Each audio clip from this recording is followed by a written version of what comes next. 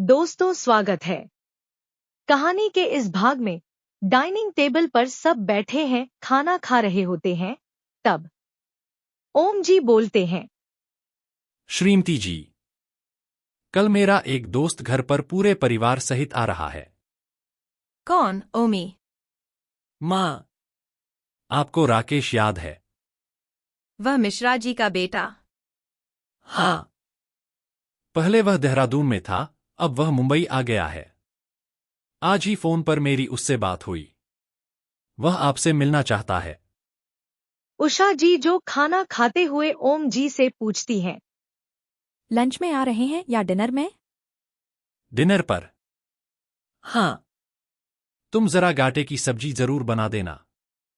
तुम्हें तो पता है उसे तुम्हारे हाथ की सब्जी कितनी पसंद है। बाकी मेनू तुम और माँ मिलकर बना लेना। यह कहते हुए ओम जी उठकर चल पड़ते हैं। डाइनिंग टेबल का सामान रूपा और किरण समेट रही थी। तभी उषा जी आईं और बोलती हैं। बेटा, तुमने तो सुना है कल पापा के दोस्त आ रहे हैं, तो क्या क्या बना लें हम लोग? किरण मुस्कुराते हुए। मम्मी, आप चिंता मत करो, मैं सब देख लूंगी। मैं और रूपा मिलकर सब बना लेंगे। रात को रवि का कमरा। किरण कमरे में आती है और सीधा वॉशरूम शावर लेने चली जाती है। रवि पलंग पर बैठा अपना लैपटॉप में कुछ काम कर रहा था। किरण चुपचाप ड्रेसिंग टेबल के आगे बैठकर अपने बाल बनाती है और सोफे पर जाकर सो जाती है। रवि जो उसे चोट नजर से देख रहा था। रवि अपने मन में। कब तक ऐसे चलेगा? तुम्हें इस घर में आए 3 महीने हो गए हैं और तुमने एक दो शब्द के अलावा मुझे कुछ नहीं कहा। जाने क्यों अब तुम्हारी चुप्पी मुझे चुभती है। रवि अब अपनी सुहागरात को कोस रहा था, जिस रात को उसने किरण से गुस्से में बात की थी। जाने क्यों रवि के मन में किरण की उदास आंखें, मासूम सी मुस्कान और उसका उतरा चेहरा याद आते ही रवि की मुट्ठियां चादर पर कस जाती हैं। शाम का समय, जब राकेश घर पर आता है। शाम को जब रवि घर आता है तो घर कुछ बदला सा लग रहा था। घर में फूलों की खुशबू के साथ खाने की भी खुशबू आ रही थी। गया? जल्दी से तैयार हो जाओ, वे लोग आते ही होंगे। और हाँ, उषा जी अपने मन में बोलती हुई। मैं तो कह रही थी कि किरण तैयार हो। रवि जो जल्दबाजी में उषा जी की पूरी बात न सुनते हुए अपने कमरे की ओर बढ़ जाता है। जैसे ही रवि कमरे में आया तो उसका मुंह खुला का खुला रह गया। सामने किरण ब्लैक साड़ी, डायमंड के इयररिंग्स और नेकलेस, आंखों में काजल, माथे पर छोटी सी बिंदी, शीशे के आगे अपने बालों में उलझी बाल बना रही थी। इतनी प्यारी लग रही थी कि रवि की नजर तो जैसे वहीं अटक गई। वह बेख्याली में कब कमरे में आया और किरण को बालों में उलझा देख उसकी मदद करने उसके पीछे आ गया। रवि का अचानक स्पर्श होते ही किरण घबराकर उसके सीने से टकराई। किरण का चेहरा रवि के सीने पर था। रवि ने जैसे ही किरण की गर्दन पर अपनी उंगलियां चलाते हुए उसके बालों को सुलझाने लगा, किरण की तो जैसे सांस ही रुक गई थी। आंखें बंद किए वह चुपचाप वैसे ही खड़ी रही। जब रवि ने उसके बाल सुलझाए और उससे थोड़ा पीछे हटा तो उसने देखा किरण सर झुकाए, आंखें बंद किए घबराहट उसके चेहरे पर साफ दिखाई दे रही थी। यह देख रवि के होठों पर मुस्कान आ गई। रवि मुस्कुराते हुए।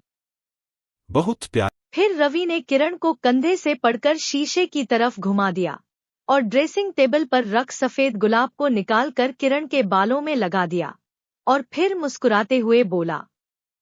अब तुम तैयार? किरण ने आंखें खोला दर शीशे में पहले अपने आप को देखती है, फिर रवि की तरफ, जो अपने दोनों हाथ बांधे सीने के आगे रखे मुस्कुरा रहा था। किरण उससे कुछ कहने ही वाले होती है, तभी दरवाजे पर आहट होती है। रवि दरवाजे की तरफ देखते हुए। कौन है? अंदर आ जाओ। रूपा दरवाजा खोल के अंदर आती है और कहती है।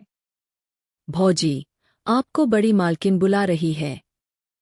किरण हाँ में सर हिलाते हुए बोलती है। ठीक है, तुम चलो, मैं आती हूँ। किरण रवि की तरफ देखती है और शर्माते हुए कमरे से बाहर चली जाती है। रवि भी मुस्कुरा के अपने बालों में हाथ फिराते हुए कपड़े उठाकर बाथरूम में चला जाता है। नीचे शंभू राकेश जी को घर के अंदर छोड़ते हुए बोलता है। बड़े साहब, मेहमान आए हैं। ओम जी अपने दोनों बाहें फैलाए राकेश जी की तरफ। आज मेरे यार गले लग जा। तुझे देखने के लिए आंखें तरस गई थीं। राकेश जी मुस्कुराते हुए अपने दोनों बाहें खोलते हुए। सच यार, जमाने बीत गए। दूसरी तरफ उषा जी और नर्मदा जी जो राकेश जी की पत्नी है वह भी गले मिलती है और बोलती है। कैसी हैं आप? दोनों के एक साथ बोलने पर दोनों खिलखिलाकर हंस पड़ती हैं। तभी राकेश जी दादी की तरफ देखते हुए उनके पैर छूते हुए बोलते हैं। कैसी है अम्मा आप? नर्मदा जी दादी के पैर छूते हुए। कैसी हैं आप? दादी मुस्कुराते हुए राकेश और नर्मदा को प्यार से आशीर्वाद देते हुए। ठीक हूँ बेटा। तुम लोग कैसे हो? तभी नर्मदा जी अपने दोनों बच्चों को सामने लाते हुए बोलती हैं। बेटा, दादी के पास आओ। तभी एक नौजवान जिसकी उम्र 28 के आसपास थी दादी के पैर छूते हुए बोलता है। नमस्ते दादी। नर्मदा जी लड़के की तरफ इशारा करते हुए। अम्मा, यह हमारे बेटे आनंद है। फिर नर्मदा जी ने एक लड़की की तरफ इशारा करते हुए जिसकी उम्र 24 से 25 के आसपास की थी। अम्मा, यह हमारी बेटी आनंदी है। आनंदी दोनों हाथ जोड़ते हुए सर झुकाते हुए। नमस्ते दादी। दादी मुस्कुराते हुए। खुश रहो बच्चा। ओम जी सोफे की तरफ इशारा करते हुए। बैठ यार। और बता क्या चल रहा है तुम्हारी जिंदगी में? राकेश जी मुस्कुराते हुए और बैठते हुए। बिजनेस तो सब ठीक ठाक चल रहा है, बेटा भी साथ दे रहा है। बस दोनों बच्चों की शादी भी अच्छे घर में हो जाए। नर्मदा जी कमरे में नजर घुमाते हुए। आपके बच्चे कहाँ हैं? तभी रवि सीढ़ियों से उतरते हुए उधर आने लगता है। यह रहा मेरा बड़ा बेटा रवि। और छोटा बेटा अभी घर पर नहीं है। तभी किरण रूपा के साथ चाय नाश्ता लेकर आती है। नर्मदा जी किरण को देखकर खुश होते हुए बोलती हैं। भाभी जी, आपकी बेटी बहुत प्यारी है। उषा जी मुस्कुराते हुए और किरण का हाथ पकड़कर बोलते हैं। यह बेटी तो है पर बहू भी है। ओम जी मुस्कुराते हुए बोलते हैं। दरअसल यह हमारी बड़े बेटे रवि की पत्नी है। यह सुनते ही नर्मदा जी का मुंह उतर जाता है और बोलती हैं। नर्मदा जी किरण की ओर देखते हुए बोलते हैं। मुझे भी ऐसी बहू चाहिए अपने आनंद के लिए। यह सुनते ही रवि और दादी की आंखें छोटी हो जाती हैं। दादी मुस्कुराते हुए किरण का दूसरा हाथ पकड़ती हैं और अपने पास बिठाते हुए बोलती है। अरे, यह तो इस घर की धड़कन है। रवि किरण के पास खड़ा होते हुए बोलता है। वह क्या है ना आंटी जी, मैं दुनिया का सबसे लकी बेटा हूं। उषा जी के कंधे पर हाथ रखते हुए पोता, दादी के गाल पर किस करते हुए और पति। रवि किरण को कंधे से पकड़ते हुए अपनी ओर खींच लेता है। रवि के इस तरह खींचने से किरण अपनी बड़ी बड़ी आंखें कर रवि को देखने लगती है और अपने मन में सोचती है, आज इन्हें क्या हो गया है? ऐसी हरकतें क्यों कर रहे हैं? आनंद भी नीचे मुंह करके मुस्कुराने लगता है। यह देख रवि को बहुत गुस्सा आने लगता है और वह अपने मन में बोलता है।